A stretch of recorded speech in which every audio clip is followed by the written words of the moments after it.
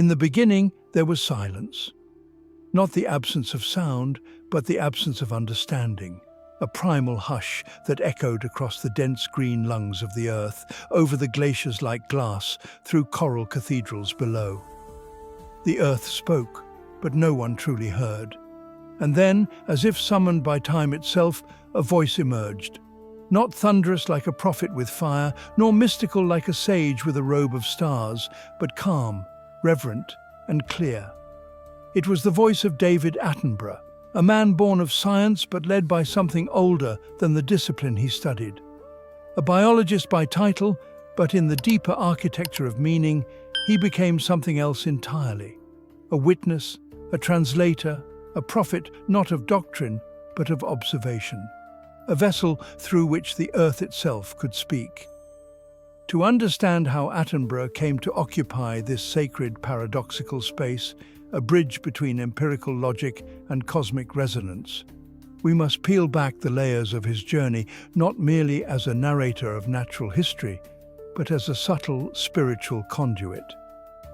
This story is not just about the documentaries, nor the vast sweep of his travels from equator to pole, but about the tone of his voice, the ancient stillness it seems to summon, the unshakable reverence for life it carries like sacred water cupped in gentle hands. The world has long had its preachers, scientists, mystics, and revolutionaries. What Attenborough represents is something more elusive, a convergence. He is not loud in his warning, not cultish in his conviction. And yet, when he speaks, there is the sense of something beyond the page, as though he stands not merely before a lens, but before a veiled altar, whispering softly to awaken memory that predates history. The forests remember, the oceans pulse, the deserts echo, and through them his voice carries a message that belongs to no one ideology, but resonates with all. We are not separate. This is where his uniqueness lies, not in the facts, for any encyclopedia could recite them. It is in the feeling behind the facts, the sacred hush that trails his words. He does not preach Gaia in the way of esoteric cults, nor does he cloak his message in metaphysical abstraction. Yet listen closely, and the rhythm of his narration often matches the pulse of something eternal, something that draws us in, asking not only what is nature, but who are we if we forget it? In a world starved of wonder, overdosed on distraction, and addicted to conquest, Attenborough became a countercurrent. He did not arrive as a rebel or a mystic, but as a gentle cartographer of forgotten truths. He mapped the invisible ley lines that bind ant to elephant, coral to climate, wingbeat to wind. And more than that, he allowed the earth to speak not as a resource, but as a living scripture. There is something deeply spiritual in watching an octopus shapeshift across the reef under his narration, or hearing him describe a snow leopard's descent into the frozen ravines of the Himalayas. These moments, though grounded in biology, carry the signature of a deeper design. They feel like parables, silent teachings about beauty, fragility, interdependence. When Attenborough's voice names them, it is not just identification, it is invocation. A kind of secular prayer offered to the forgotten gods of ecology and time. Attenborough's life, spanning nearly a century, arcs like an ancient tree, its roots in wartime England, its branches touching every continent, its rings marked not just by age, but by awareness. He witnessed more than the changing earth. He chronicled the spiritual exile of humanity from its living origins. With each documentary, he placed a mirror not before us, but before the earth, and whispered, "Look what we are erasing. Look what we still belong to." In this light, Attenborough becomes more than a narrator. He becomes a vessel through which the planet delivers its final plea. But unlike the fire and brimstone prophets of old, his revelations are quiet, empirical, and yet no less apocalyptic. His tone does not shout of wrath, but mourns the vanishing. He is not trying to convert, but to awaken. And awakening, in its truest sense, is spiritual. This journey we're about to take, through the themes, symbols, and messages of his work, is not merely a biography of a man, but a reweaving of a sacred thread we have lost.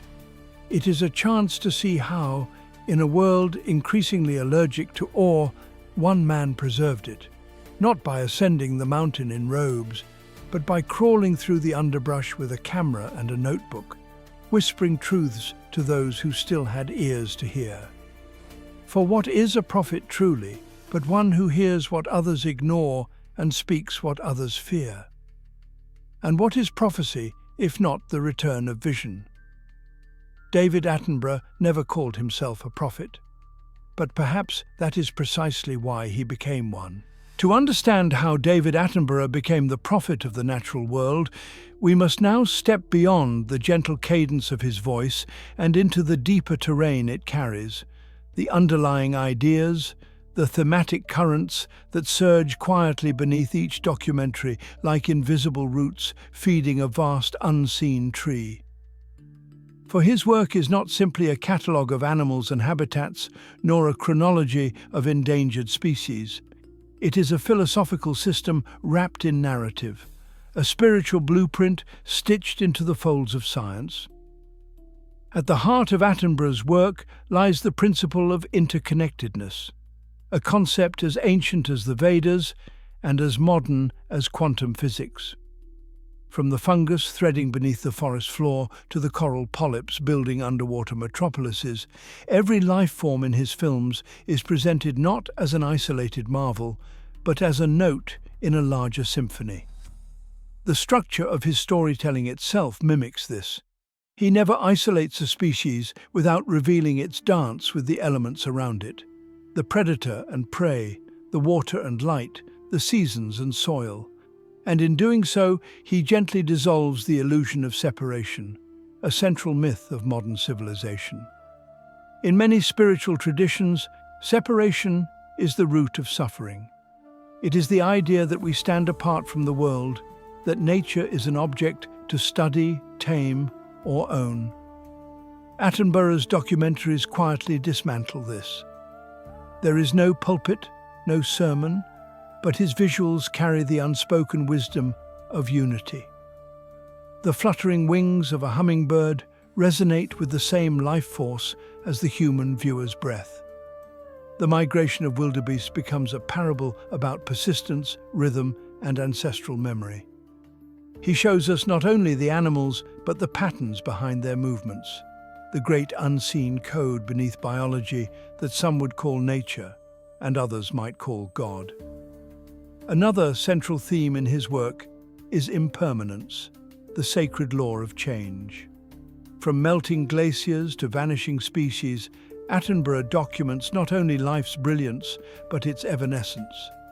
He does not flinch from showing decay, extinction, or the scorched edges of the wild.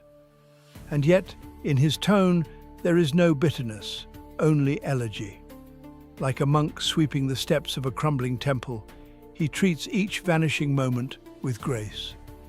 This, too, is spiritual, to witness the passing without retreating into despair, to honor the dying without becoming numb. His commitment to truth without fear is also prophetic.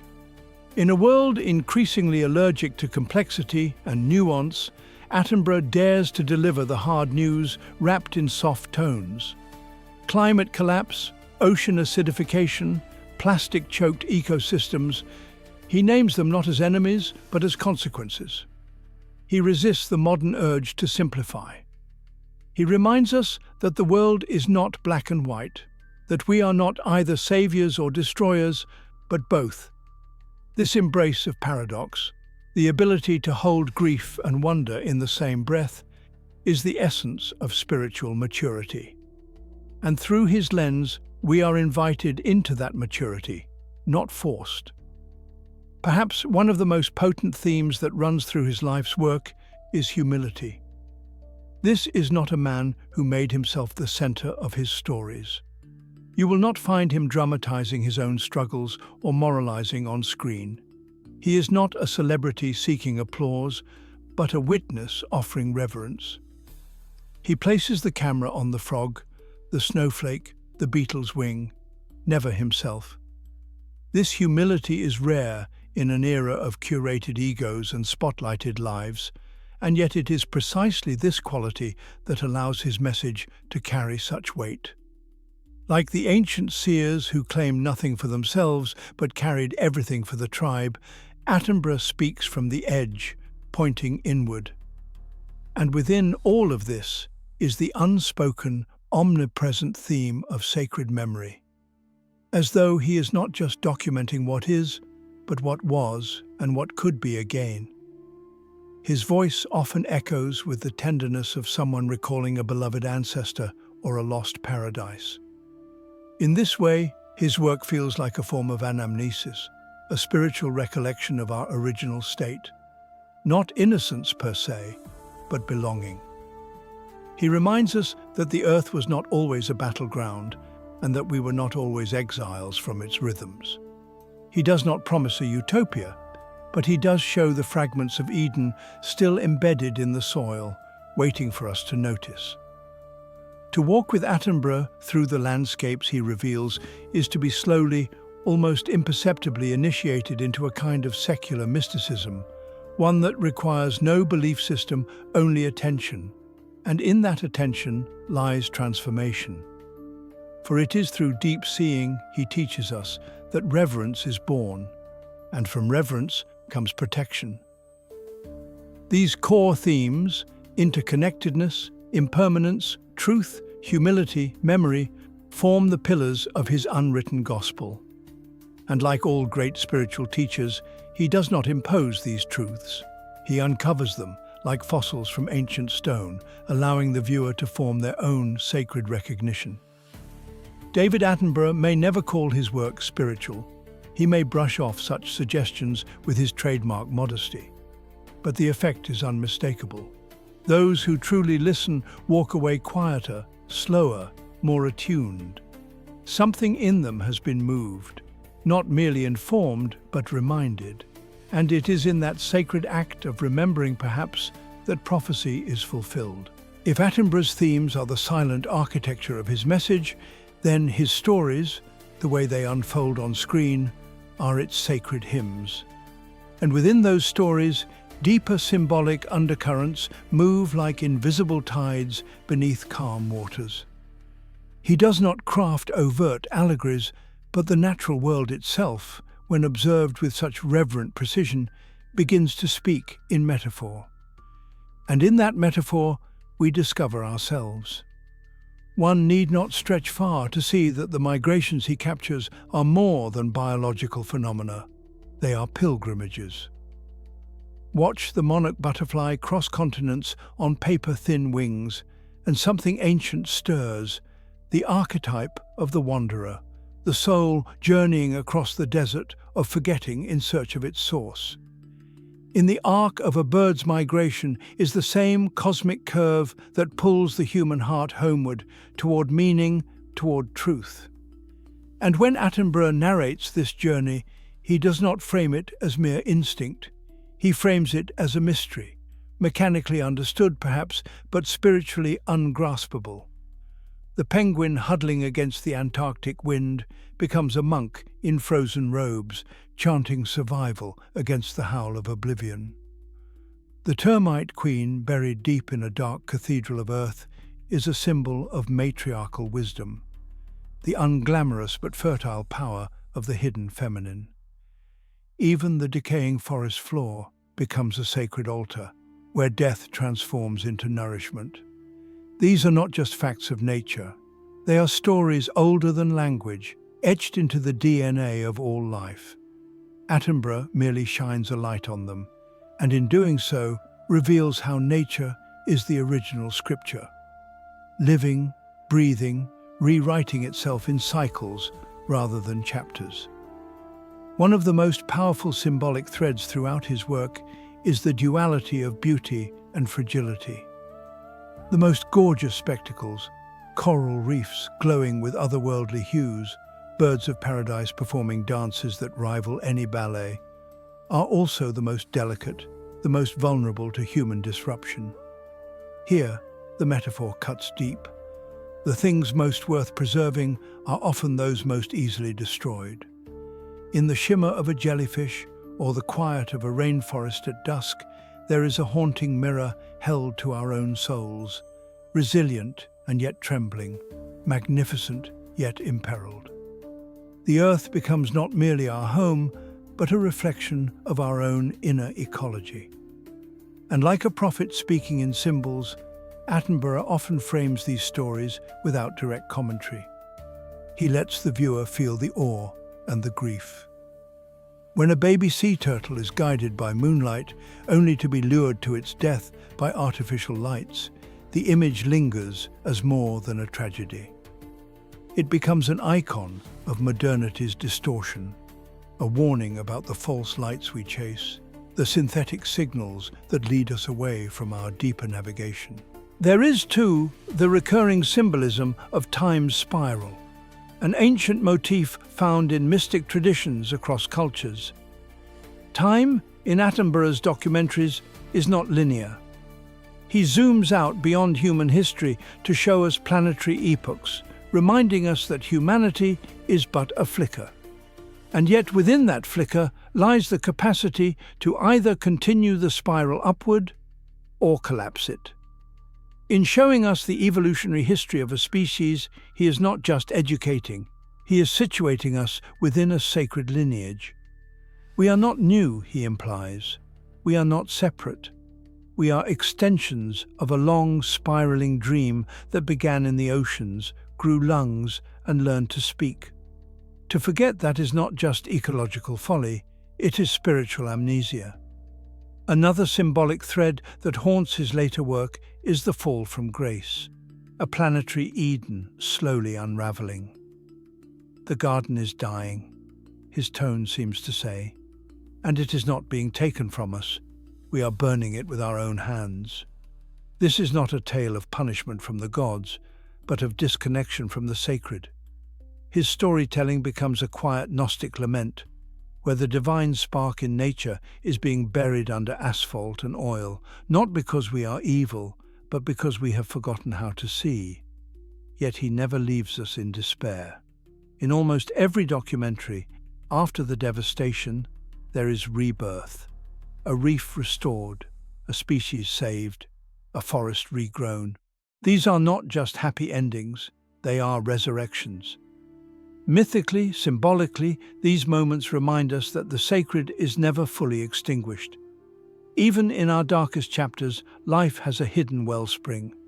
And Attenborough, like a priest in the Temple of Time, brings us back to that font, not with dogma, but with attention.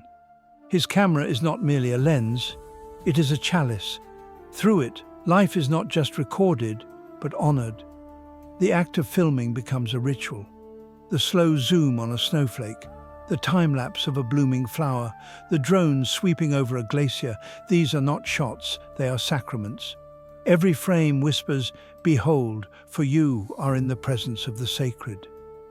And thus, the deeper symbolic narrative emerges, not imposed, but revealed through rhythm, patience, and presence. David Attenborough does not invent these symbols, he uncovers them. And in doing so, he teaches us how to see again, not just with eyes, but with spirit. The earth, through his work, becomes a living myth, a parable of belonging, loss, and possible redemption. He does not tell us what the story means. He simply opens the book, lays it in our lap, and waits. Symbolic revelation is only half the journey. The true power of any prophet, whether draped in ancient robes or dressed in a khaki field shirt, lies not in the visions they unveil, but in what we do with them. David Attenborough does not ask us to kneel or believe. He asks us to act, to see differently, and in that shift of perception, begin to live differently. His gift is not merely the transmission of information, but the quiet insistence that consciousness is not complete without embodiment. To watch his work and be stirred to awe is the first ripple in a much larger current. But awe without action becomes spectacle. Reverence without response becomes ritualized numbness. Attenborough's deepest teachings, though never explicitly stated, call us into a sacred responsibility, not in the form of commandments or rules, but through the transformation of vision. Once you have seen the earth through his lens, how can you walk through a forest and not feel you are in a cathedral? How can you discard plastic into the sea and not feel the violation echo back through the body of the planet and your own? This is where the sacred meets the practical. In the real world, Attenborough's work has inspired global rewilding efforts, biodiversity preservation initiatives, and climate activism. But on a more intimate scale, the change begins in the human psyche. His message roots itself not just in policy, but in lifestyle, reshaping how we eat, consume, travel, and even look at the living world. It is a slow, subtle alchemy, one that doesn't require perfection, only presence. To live the message is to awaken to what is alive around you. It is to recognize the intelligence in moss and mycelium, to feel that the hum of the bee is not background noise, but a line of poetry in the living manuscript of the earth. In Attenborough's universe, the boundary between observer and observed dissolves. You are not separate from nature, you are nature. And from that realization, 1,000 decisions are reborn. From the products you support, to the food on your plate, to the stories you tell your children. This lived awareness also reframes the modern crisis not as a curse, but as a crossroads. The climate emergency, the extinction spiral, the collapse of ecosystems, these are not only ecological failures, but spiritual failures. We have treated the world not as a mystery to dwell in, but a machine to dismantle. And in doing so, we have also dismantled ourselves.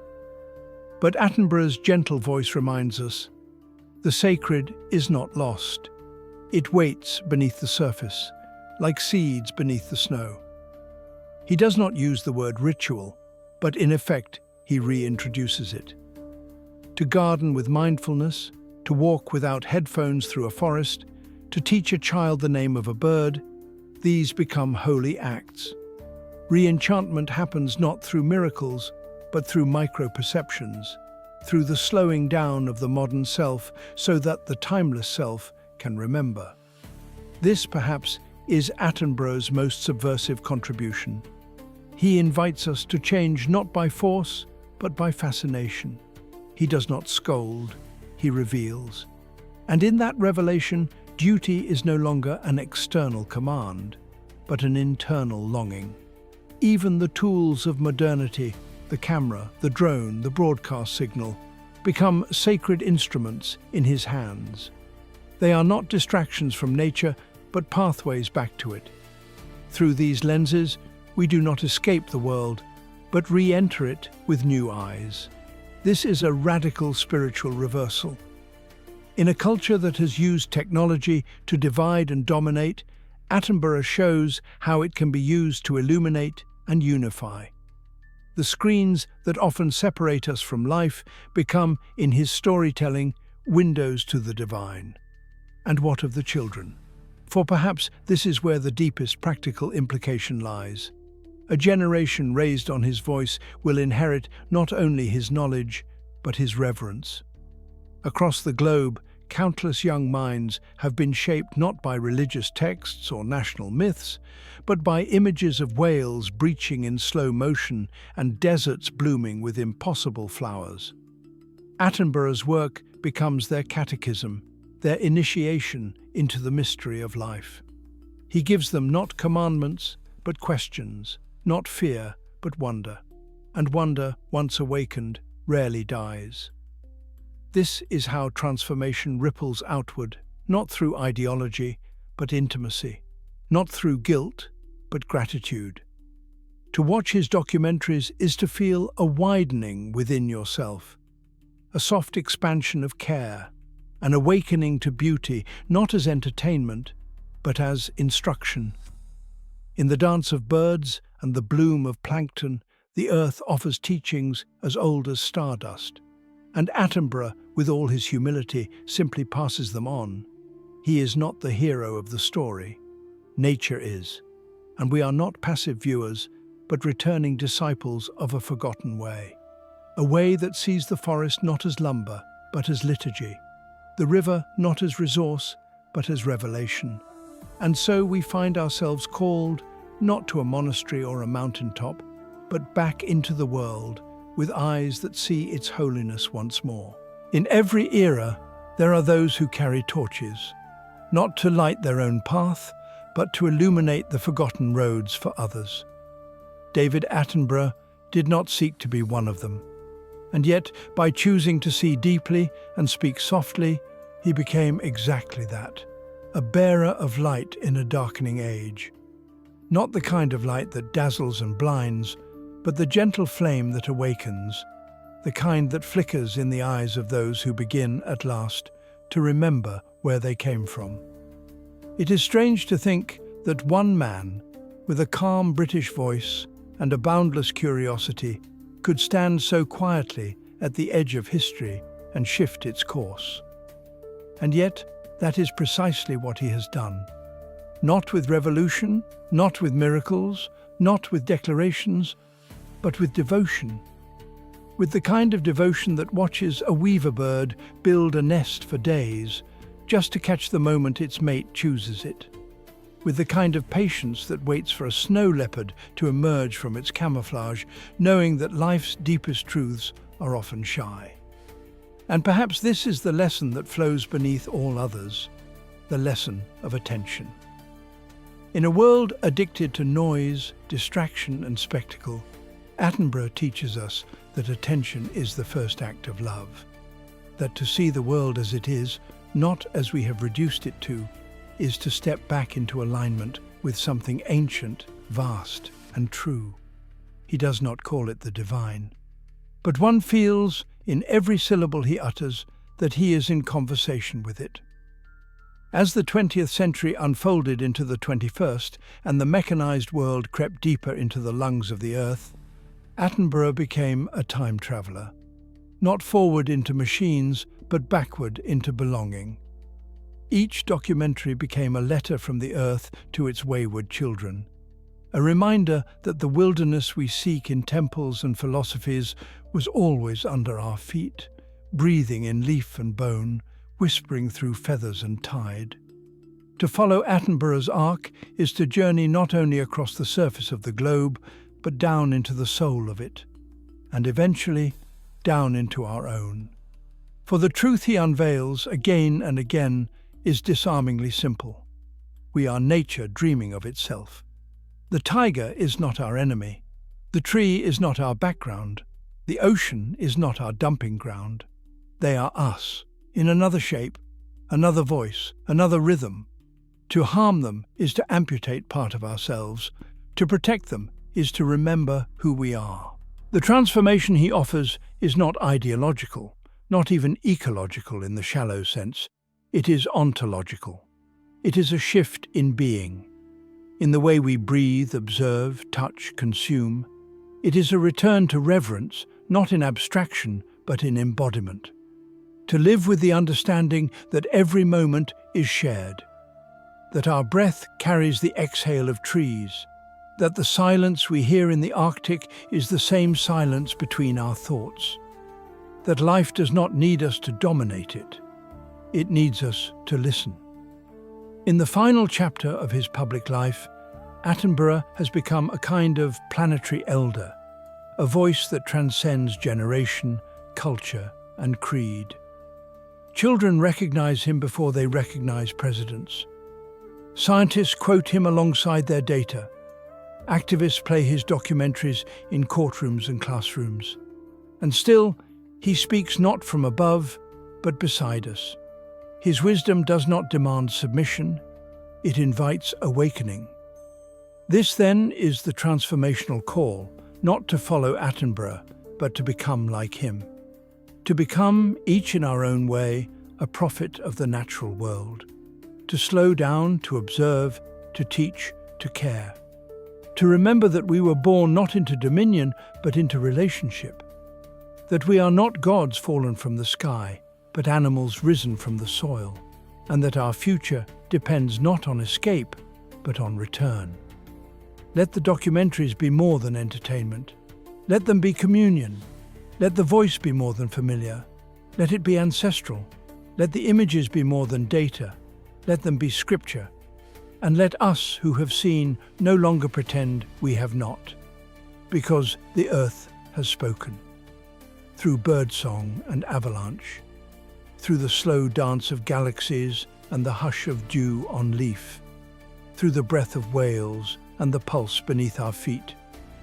But perhaps most clearly, most lovingly, it has spoken through a man who never claimed to be a prophet, and yet became one. Because sometimes the sacred doesn't come dressed in robes or visions. Sometimes it wears a jacket, carries a notebook, and listens better than it speaks. And in that listening, the whole world begins to heal.